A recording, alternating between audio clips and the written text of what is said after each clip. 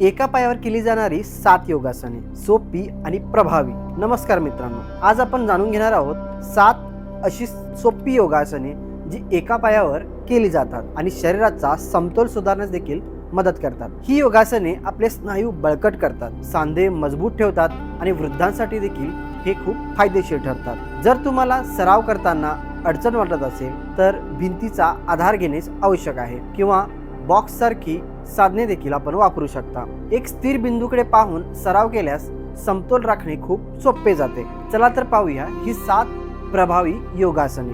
Number 1 म्हणजे वृक्षासन. हे घोटे आणि आपले गुडघे बळकट करण्यासाठी मदत करते. सांध्यांची स्थिरता आणि एकाग्रता वाढते.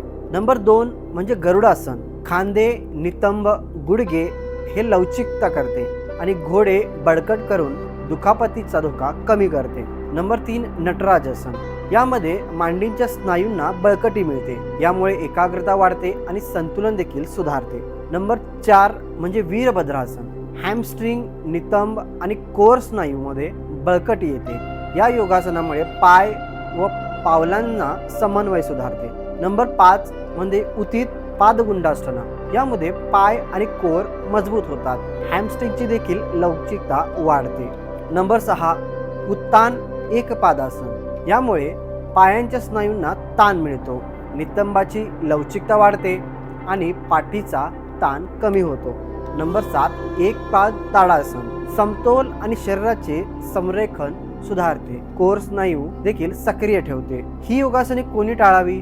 ज्यांना गुडघा आणि नितंबाच्या दुखापती आहेत त्यांनी ही योगासने टाळली पाहिजेत. जर तुमची अलीकडेच शस्त्रक्रिया झाली असेल तरी देखील ही योगासने टाळली पाहिजेत. जर तुम्ही गरोदर देखील असाल तर ही योगासने टाळली पाहिजेत. तुमच्या शरीराचा समतोल सुधारण्यासाठी ही आसने नक्की करून पहा. व्हिडिओ आवडला असेल तर लाईक करा, शेअर करा आणि सबस्क्राईब करायला विसरू नका. असेच व्हिडिओ पाहण्यासाठी हॅपीएस्ट हेल्थ मराठी या यूट्यूब चॅनलला नक्की सबस्क्राईब करा. धन्यवाद.